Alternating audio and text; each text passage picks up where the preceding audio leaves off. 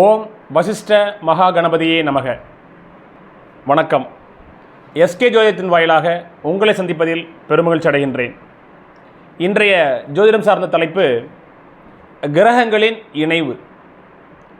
எந்த கிரகங்கள் எந்த கிரகத்தோடு இணைய வேண்டும், எந்த கிரகம் எந்த கிரகத்தோடு இணையக்கூடாது என்பதை பற்றி இந்த வீடியோ பதிவில் பார்க்க இருக்கின்றோம். அதற்கு முன்னர் என்னுடைய சேனலை இன்னும் நீங்கள் சப்ஸ்கிரைப் செய்யவில்லை என்றால் சப்ஸ்கிரைப் செய்து கொள்ளுங்கள். உங்களுடைய உறவுகளுக்கும் நண்பர்களுக்கும் ஷேர் பண்ணுங்கள், லைக் பண்ணுங்கள், கமெண்ட் பண்ணுங்கள். என்னுடைய வீடியோ பதிவானது உங்களை வந்தடையும். ஜோதிடம் சார்ந்த பல்வேறு தகவல்கள் உங்களுக்கும் கிடைக்கப்பெறும். நன்றி. தலைப்புக்குள்ளே போகலாம். கிரகங்களின் இணைவு. நமக்கு தெரியும், ஜோதிடத்தில் நவகிரகங்கள் இருக்குது, 9 கிரகங்கள். நல்ல ஒரு புரிதலுக்காக நம்ம 2 அணிகளாக இந்த கிரகங்களை கிளாசிஃபை பண்ணிக்கிறோம். ஒன்று அருளணி, மற்றொன்று பொருளணி. இது எல்லாத்துக்கும் தெரியும். சூரியன், குரு, சந்திரன், செவ்வாய் போன்ற கிரகங்கள் ஒரு டீம். சுக்கிரன், புதன், சனி போன்ற கிரகங்கள் ஒரு டீம். இந்த சுக்கிரன் அணிகளோடு ராகு பகவானும் வந்து விடுவார். குரு அணியோடு கேது பகவான் இணைந்து விடுவார். ஆனால் ராகு கேதுக்குன்னு தனிப்பட்ட ஒரு இடம் இருக்குது. ஸோ 2 டீமாக நம்ம பிரிச்சுக்கிறோம். இது எதை பேஸ் பண்ணி பிரிக்கிறோம்னு சொன்னால், குரு அணி லக்னங்களுக்கு இந்த சூரியன், செவ்வாய், சந்திரன் இதெல்லாம் திரிகோணாதிபதிகளாக வருவாங்க. அதே மாதிரி சுக்கிரன், புதன், சனி இந்த 3 கிரகங்களும் தங்களுக்குள் நண்பர்களாக இருப்பாங்க. காரணம் என்னென்னா, சுக்கிரன், சனி, புதன் இந்த கிரகங்களை லக்ன அதிபதிகளாக கொண்டிருந்தால் அந்த லக்னாதிபதிக்கு இவங்க திரிகோணாதிபதிகளாக வருவாங்க. சரிங்களா? இப்போ ஃபார் எக்ஸாம்பிள், இப்போது கன்னி லக்னத்துக்கு யார் அதிபதி? புதன் அதிபதி. புதன் அங்கே உச்சம். அப்போது லக்னாதிபதியான புதனுக்கு சனி 5ஆம் பாவாதிபதி, சுக்கிரன் 9ஆம் பாவாதிபதி. அப்போ புதனுக்கு சனி, சுக்கிரன் போன்ற கிரகங்கள் 5, 9ஆம் பாவ அதிபதிகளாக வருவதால் புதனுக்கு சனி, சுக்கிரன் நட்பு. இவ்வளோதான் லாஜிக். அதே மாதிரி இப்போ குரு அணி வச்சுப்போம். இப்போ மீன லக்னம். மீன லக்னத்திற்கு குரு அதிபதி, லக்னாதிபதி. அப்போது லக்னாதிபதியான குருவிற்கு 5ஆம் பாவாதிபதி சந்திரன். குருவுக்கு சந்திரன் நட்பு கிரகம். 9ஆம் பாவாதிபதி செவ்வாய். அப்போ குருவிற்கு செவ்வாய் நட்பு. சரிங்களா? தனுசு லக்னத்துக்கு அதிபதி குரு. இந்த குருவிற்கு 9ஆம் பாவாதிபதி சூரியன். எனவே தான் குரு அணி கிரகங்கள் என்று அழைக்கப்படுவது குரு, சூரியன், சந்திரன், செவ்வாய். சுக்கிரன் அணி கிரகங்கள் என்பது சுக்கிரன், புதன், சனி போன்ற கிரகங்கள். ராகு கேதுக்களில் கேது பகவான் குரு அணிக்கும் ராகு பகவான் சுக்கிர அணியிலையும் இடம்பெறுவதாக ஜோதிடம் சாஸ்திரமானது கூறப்படுகிறது. இப்போ இந்த 2 டீமில் குரு அணி கிரகங்கள் தங்களுக்குள் இணைவது சிறப்பு. சுக்கிரன் அணி கிரகங்கள் தங்களுக்குள் இணைவதும் தங்களுக்குள் பார்ப்பதும் நன்று. இவ்வளோ தான் சிம்பிள். இதுதான் ஜோதிடம். சரிங்களா? ஃபார் எக்ஸாம்பிள், இப்போ தனுசு லக்னம். இப்போ தனுசு லக்னத்துக்கு அதிபதியாவது குரு. இந்த குரு பகவான் செவ்வாயோடு இணைவது சிறப்பு. அப்போ குருவும் செவ்வாயும் இணைவது குரு மங்கள யோகம் என்று அழைக்கப்படுகிறது. இந்த குரு பகவான் தன்னுடைய மற்றொரு நண்பரான சந்திரனுடன் இணைவது சிறப்பு. தனுசு லக்னத்திற்கு 8 கூடிய ஆதிபத்தியம் பெற்ற சந்திரன் அட்டமாதிபதி என்று சொன்னாலும் கூட லக்னாதிபதியான குருவிற்கு சந்திரன் நண்பர். ஏன் நண்பர் அப்படின்னா, மீன லக்னத்திற்கு யார் அதிபதி? குரு பகவான் அதிபதி. மீன லக்னத்திற்கு 5ஆம் பாவாதிபதியாக சந்திரன் வருவதால் குருவிற்கு சந்திரன் நண்பராக கருதப்படுகிறார். ஆக குருவும் சந்திரனும் இணைவது சிறப்பு, குருவும் செவ்வாயும் இணைவது சிறப்பு, குருவும் சூரியனும் இணைவது சிறப்பு. இந்த இடத்துல ஒரு விதிவிலக்கு என்னன்னா, சூரியன் ஒரு மாபெரும் ஒளி கிரகம். அருள் அணியானாலும் சரி அல்லது பொருள் அணி கிரகங்கள் இருந்தாலும் சரி, சூரியனுடன் மிக நெருங்கி போயிடக்கூடாது. இது நம்ம ஞாபகம் வச்சுக்கணும். ஏன்னா சூரியன் மாபெரும் ஒளி கிரகம். அந்த ஒளி கிரகத்துக்கு முன்னாடி ஒரு குறிப்பிட்ட டிகிரிக்குள்ள கிரகங்கள் இணைய செல்லும் பொழுது சூரியனை நோக்கி வந்தாலும் சரி, சூரியனை விட்டு பின்னாடி போனாலும் சரி, அந்த கிரகங்கள் அஸ்தங்கம் அடையும். எனவே குறிப்பாக 10 டிகிரி வச்சுங்க. 10 டிகிரிக்குள்ளே எந்த கிரகமும் சூரியனை நெருங்கி போகக்கூடாது. சரிங்களா? அப்போ அந்த கிரக அஸ்தங்கம் அடையும். சரிங்களா? நம்ம ஒவ்வொன்றா பார்க்கலாம். இப்போது கிரகங்களின் இணைவு அப்படிங்கிற இந்த தலைப்பில் நான் ஏற்கனவே சொன்னது மாதிரி இப்போ மற்றொரு எடுத்துக்காட்டு கன்னி லக்னம் அல்லது மிதுன லக்னம். இப்போ மிதுன லக்னத்திற்கு யார் அதிபதி? புதன் அதிபதி. அப்போ இந்த புதன் சுக்கிரனுடைய இணைவது சிறப்பு. சரிங்களா? அல்லது சுக்கிரனுடைய பார்வை பெறுவது சிறப்பு. சுக்கிரனுடைய பார்வை புதனுக்கு இருக்காது. ஏன்னா சூரியன் புதன் சுக்கிரன்லாம் பக்கத்திலேயே இருக்கும். எனவே சுக்கிரனுடன் புதன் இணைவது தான் இருக்கும். சுக்கிரன் புதனை பார்க்காது எப்பொழுதும். அதே மாதிரி மிதுன லக்னத்துக்கு அதிபதியான புதனுக்கு மிதுன லக்னத்திற்கு பாக்கியாதிபதி சொல்கின்ற 9ஆம் பாவாதிபதி சனி பகவான் அங்கே இணைவது சிறப்பு. சரிங்களா? அப்போ சனி புதன் இணைவு நன்று, சனி சுக்கிரன் இணைவு நன்று, சுக்கிரன் புதன் இணைவு நன்று. சரிங்களா? ஸோ கிரகங்களின் இணைவு என்கின்ற அடிப்படையில் 2 அணிகளாக பிரிச்சுக்கிறோம். அதில் மீனம் தனுசு, தனுசு மீனம், மேஷம் விருச்சிகம் கடகம், இந்த சிம்மம், இந்த அதிபதி, இந்த ராசி அதிபதிகள் தங்களுக்குள் இணைவது சிறப்பு. அதே மாதிரி மிதுனம் கன்னி, துலாம் ரிஷபம், மகரம் கும்பம், இந்த லக்னாதிபதிகள் தங்களுக்குள் இணைவது சிறப்பு. சரிங்களா? இது ஒரு பக்கம் ஞாபகம் வச்சுக்கிங்க. அதே மாதிரி எந்த லக்னமானாலும் சரி, லக்ன திரிகோணாதிபதிகள் தங்களுக்குள் இணைவது நன்று. லக்ன திரிகோணாதிபதிகள் 6, 8, 12ஆம் பாவ அதிபதிகளோடு இணையக்கூடாது. இது மனசில் வச்சுக்கணும். எப்பொழுதுமே லக்ன திரிகோணாதிபதிகள் தங்களுக்குள் இணையணும், தங்களுக்குள் பார்த்துக்கணும். லக்ன கேந்திராதிபதிகள் கூட தங்களுக்குள் இணைவு பார்வை பெறலாம்.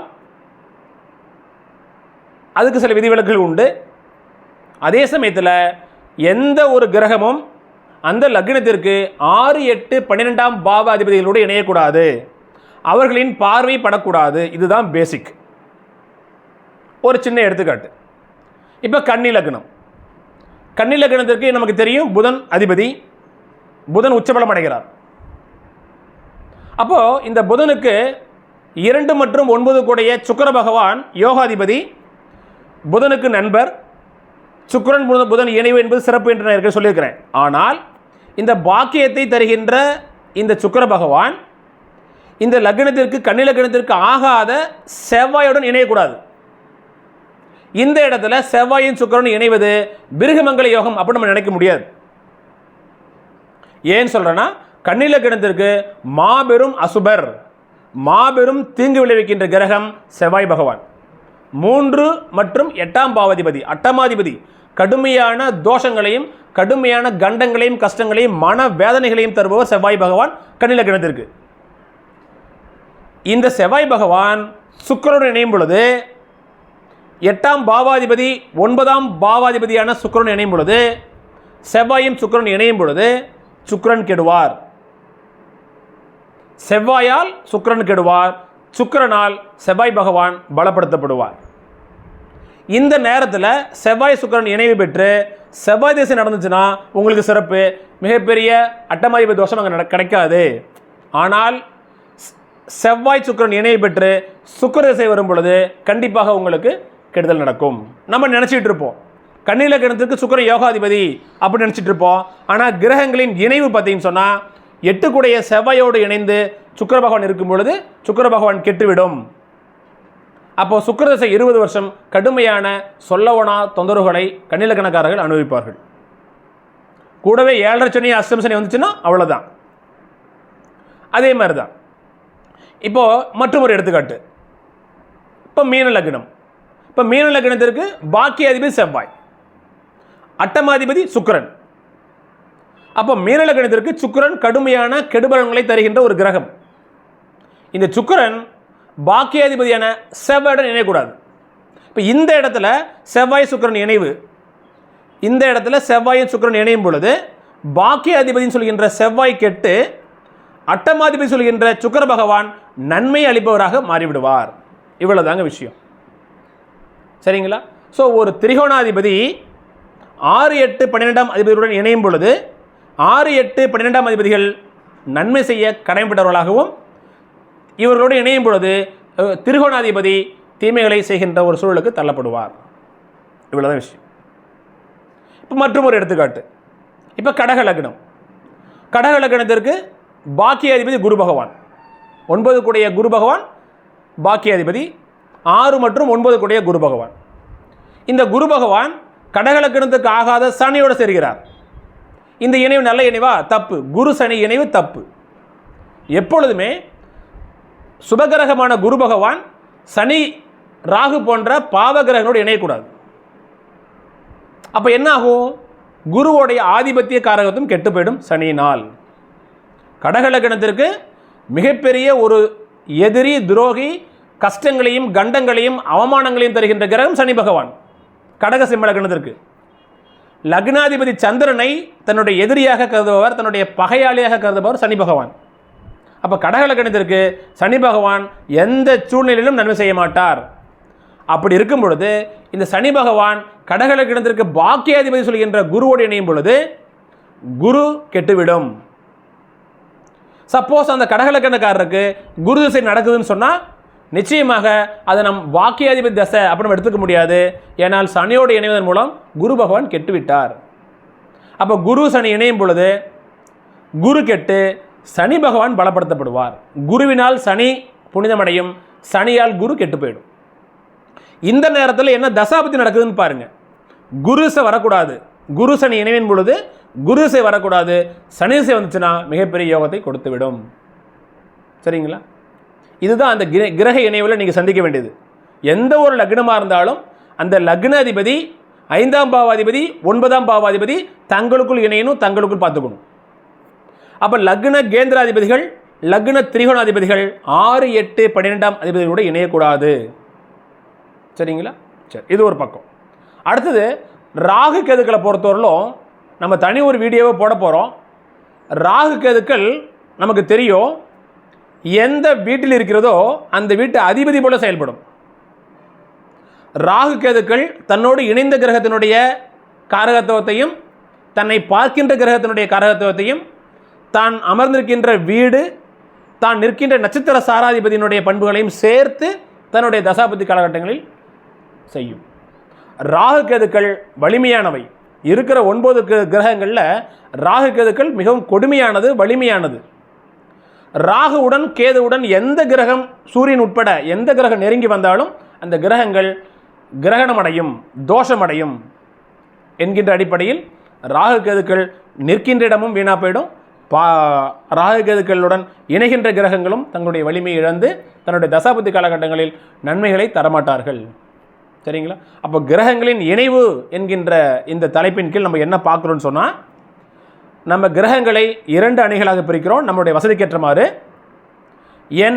அந்த அணிகள் எப்படி 2 அணிகளாக பிரிஞ்சிச்சு அப்படின்னு சொன்னால், இப்போ நான் சொன்னது மாதிரி தனுசு மீனம், மேஷம் விருச்சிகம், கடகம் சிம்மம், இவை அனைத்தும் ஒரு டீமு. மிதுனம் கன்னி, துலாம் ரிஷபம், மகரம் கும்பம், இந்த 6 வீடுகளும் ஒரு டீமு. ஏன் சொல்கிறேன்னு சொன்னால், மீனம் தனுசு இந்த வீட்டுக்கு அதிபதி குரு பகவான்.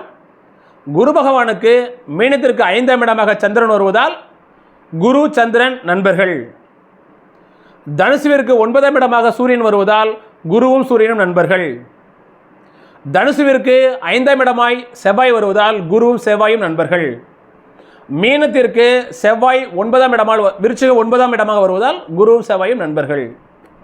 எனவேதான் குரு, செவ்வாய், சந்திரன், சூரியன் இவை 4ம் ஒரு அணிகளாக கருதப்படுது. அதே மாதிரி தான் கன்னி லக்னத்திற்கு 5ஆம் பாவாதிபதி யாரு? சனி, ஒரு திரிகோணாதிபதி. எனவே புதன் சனிக்கு நண்பர். கன்னி லக்னத்திற்கு 9ஆம் பாவாதிபதி யாரு? சுக்கிரன், திரிகோணாதிபதி. அப்போ சுக்கிரன் புதன் நண்பர். அப்போது லக்னத்திற்கு அதிபதியான புதன், 5 கூடிய சனி, 9 கூடிய சுக்கிரன். அப்போ புதன் சனி சுக்கிரன் இந்த 3 கிரகங்களும் தங்களுக்குள் நண்பர்களாக இருக்கின்றார்கள். நீங்கள் எப்படி பார்த்தாலும் அப்படித்தான். இப்போ ரிஷப லக்னம், ரிஷப லக்னத்துக்கு 5 கூடையவர் யார்? புதன். ரிஷப லக்னத்திற்கு 9 கூடையவர் யார்? சனி. எனவே தான் ரிஷப லக்னத்துக்கு அதிபதியான சுக்கிரனுக்கு புதனும் சனியும் நண்பர்கள். கும்ப லக்னத்திற்கு 5 கூடையவர் யார்? புதன். எனவே சனியும் புதன் நண்பர். மகர லக்னத்திற்கு 9ஆம் பாவாதிபதி யார்? புதன். எனவே சனியும் புதன் நண்பர்கள். சரிங்களா? ஸோ இதுக்காகத்தான் நம்மளுடைய வசதிக்கேற்றவாறு நவகிரகங்களையும் 2 டீமாக பிரிச்சிட்டோம். ஃபுட்பால் டீம் மாதிரி, கிரிக்கெட் டீம் மாதிரி, அருளணி பொருளணி. சரிங்களா? ஸோ குரு, செவ்வாய், சூரியன், சந்திரன் இந்த 4 கிரகங்களும் தங்களுக்குள் இணையணும். பொதுவாக தங்களுக்குள் பார்த்துக்கணும். சுக்கிரன், சனி, புதன் போன்ற கிரகங்கள் தங்களுக்குள் இணையணும், தங்களுக்குள் பார்த்துக்கணும். இது மனசில் வச்சுக்கணும். அதே மாதிரி ஒரு தனிப்பட்ட ஜாதகத்தில் எந்த ஒரு லக்னமாக இருந்தாலும் அந்த லக்னத்திற்கு 5, 9 1, 5, 9 கூடிய கிரகங்கள் தங்களுக்குள் இணையணும், தங்களுக்குள் பார்த்துக்கணும். அப்படி இருந்ததுன்னா அது யோகமான ஜாதகம். சரிங்களா? ஸோ 1, 5, 9ஆம் பாவாதிபதிகள் 6, 8, 12ஆம் பாவாதிபதியோடு இணைந்தால் 1, 5, 9ஆம் பாவாதிகள் கெட்டு 6, 8, 12ஆம் பாவாதிபதிகள் வலிமையடையும் என்பதை நாம் புரிஞ்சுக்கணும். அதுக்கப்புறம் நம்ம நவாம்சத்தை பார்க்கணும், பாவக சக்கரங்களை பார்க்கணும், கோச்சாரங்களை பார்க்கணும், ஒவ்வொரு கிரகங்களும் நிற்கின்ற நட்சத்திர சாராதிபதிகளுடைய நிலையை பார்க்கணும். எல்லாத்தையும் கணக்கில் கொண்டு தான் நாம் ஒரு ஜாதகத்திற்கு பலன் சொல்ல வேண்டும். ஸோ கிரகங்களினுடைய இணைவை பற்றி ஒரு நல்லதொரு புரிதல் உங்களுக்கு கிடைச்சிருக்குன்னு நினைக்கிறேன். மற்றும் ஒரு வீடியோ பதிவில் மற்றும் ஒரு புதிய தலைப்புடன் உங்களை சந்திக்கின்றேன். நன்றி, வணக்கம்.